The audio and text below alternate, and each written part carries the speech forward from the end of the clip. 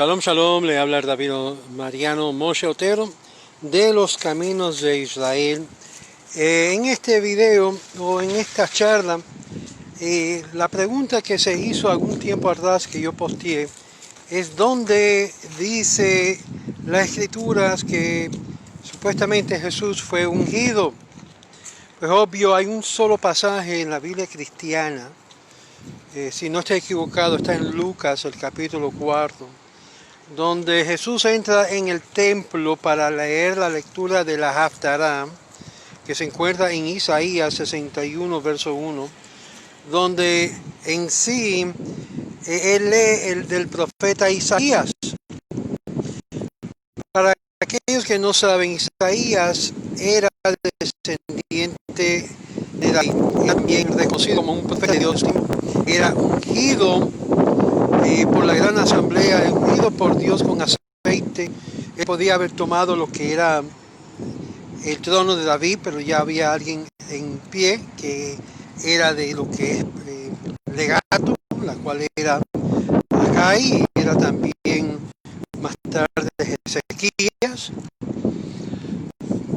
Pero Dios lo hizo ser profeta para proclamar a través de sus hijos señal al pueblo de Israel. Pues ahora entra Jesús según el Evangelio de Lucas, que sabemos que Lucas estaba a par con Pablo, y es el único evangelio que menciona esta historia, si no estoy equivocado, me pueden corregir. Pero él entra a la sinagoga y lee la porción del profeta que tocaba esa semana, obvio en el Shabbat, y dice: el Señor me ha ungido para proclamar las buenas nuevas. Para aquellos que sepan, de aquí sale el concepto del Evangelio, Beserot Tovot, buenas noticias, buenas nuevas. Las buenas nuevas eran para el pueblo de Israel, según Isaías, para dejarles saber que era tiempo de consolación para el pueblo. Y en vez de castigo y exilio iba a ser reunido. Todo este pasaje en Isaías 61, verso 1, por su mayoría, fue completado también durante el tiempo de Isaías. El quien dijo eso, el Señor me ha ungido, no fue Jesús, sino fue el profeta Isaías, que sí fue ungido con aceite real, que sí fue también puesto como profeta y vocero para dar buenas noticias, buenas nuevas al pueblo de Israel en su tiempo. Cuando leemos cosas así en la Biblia cristiana, en el Nuevo Testamento, y engordo mucho de esto, es otro esfuerzo que hace esta serie de obras polémicas de su tiempo, de tratar de comprobar que Jesús era el Mesías, el Cristo, el ungido, cuando no lo fue. Obvio, leemos de las buenas cosas que Jesús hizo al pueblo de Israel, sanando muchos de los enfermos, pero eso no le da el título de Cristo. Para mis amigos pastores cristianos, mesiánicos, el pasaje de Isaías 61, como el pasaje de Isaías 53, como el Salmo 2, como el Salmo 22, no habla dentro de su texto o contexto de Jesús. Así como Jesús tomó Isaías 61 y se lo aplicó a él mismo, diciendo: hoy las escrituras han sido cumplidas, dando de entender que él iba a ser el nuevo proclamador de las buenas nuevas de restauración del pueblo de Israel y su reinado, no lo logró. Porque la idea de la restauración de Israel implica el reino mesiánico, el reino de un rey sobre el trono de David. Sabemos claramente que Jesús cambió el lema. Aún en Mateo leemos de que Jesús no quiso ser rey, no quiso ser el Mesías, y luego le da un nuevo cambio de planes del concepto del Mesías según los judíos. Los judíos lo tenían muy claro, que el Mesías habría de ser un Mesías victorioso, un Cristo victorioso, no uno que se iba a doblegar y morir bajo la penalidad de muerte por ser un rebelde contra Roma. Eso es muy claro. Sin embargo, cambió y eso entristeció muchísimo a los discípulos de Jesús, que eran judíos y querían ver Roma removido de la tierra de Israel como usurpador de la tierra. Y en vez lo que vino fue un desastre claro. Hubo lo que es la destrucción del templo alrededor del año 70 y luego una serie de persecución del judío hasta las cuatro esquinas del mundo. Esto es inolvidable, esto es histórico y esto es inolvidablemente lo que ocurrió con el cristianismo. Como había mencionado anteriormente, todos los apóstoles, que significa emisarios de Jesús, fueron todos matados de una forma cruel, de una forma que se veía lo que era el juicio divino sobre ellos. ¿Por qué vino esta consecuencia sobre ellos? No necesariamente por causa de que estaban promoviendo la idea de una era mesiánica sin un Cristo, porque realmente la idea de Cristo automáticamente significa una autoridad, un poderío de un rey monarca sobre la tierra de Israel, la cual iba a guiar al mundo con la Torá, con la ley de Dios, con el conocimiento profundo de Dios. Y todo esto, amigos, no ocurrió. Y en vez cambiaron el mensaje de buenas nuevas a algo diferente. A lo que Pablo refiere las buenas nuevas es totalmente diferente de lo que Jesús mencionó en Lucas 4 como buenas nuevas.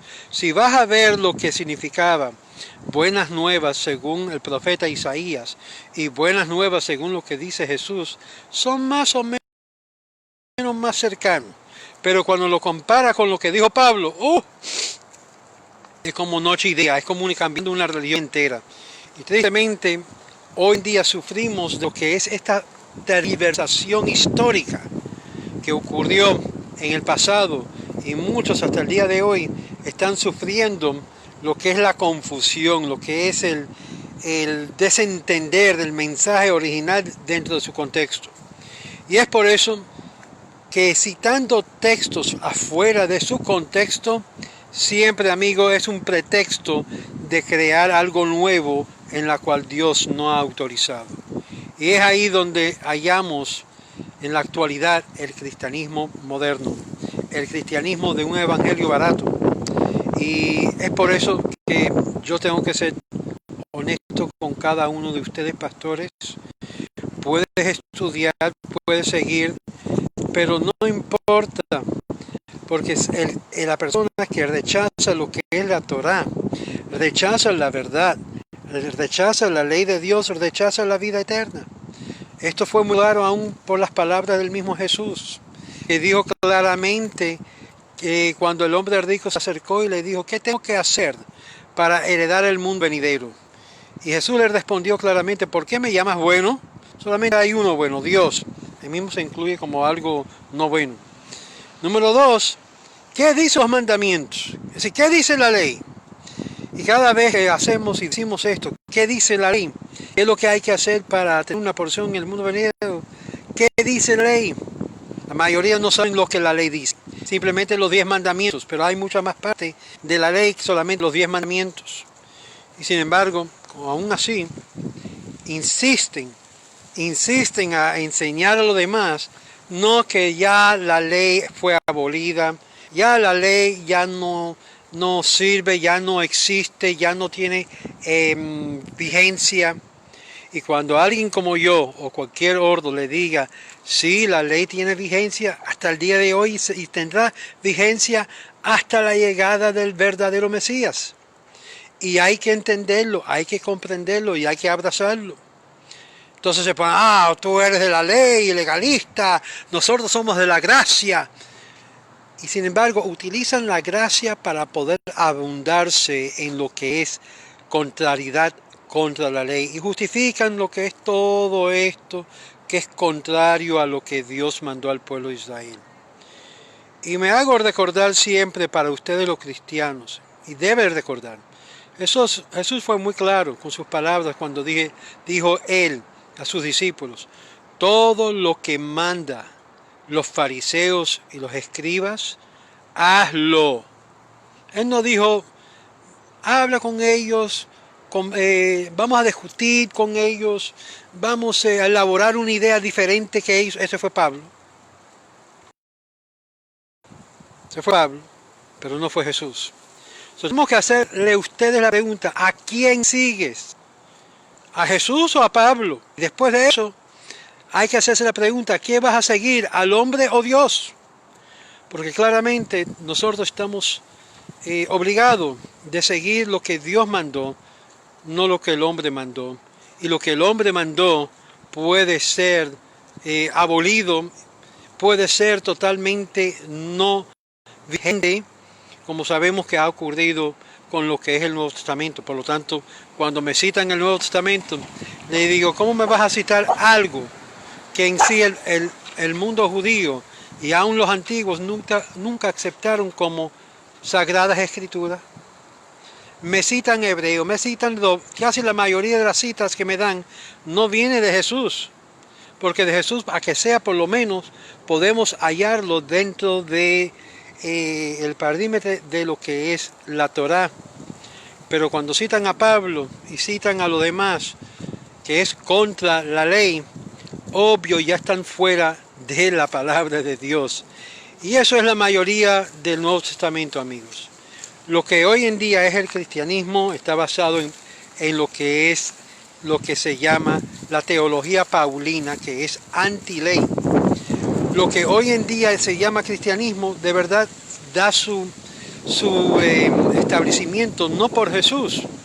Y tristemente que yo se lo tengo que decir, no viene de Jesús, viene de Pablo. Y Pablo fue quien llevó a la muerte a muchos de los seguidores judíos de Jesús. ¿Qué tipo de testimonio es este? Ustedes están siguiendo a uno que era un asesino, que supuestamente tuvo una transformación, que solamente lo vio él porque los demás no lo vieron.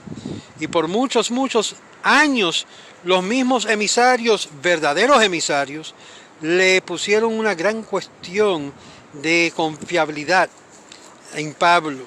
Hasta que en el primer siglo, los ebionitas, los judíos pobres que seguían a Jesús, declaró, Pablo y todas sus escrituras son literaturas herejes contra Jesús.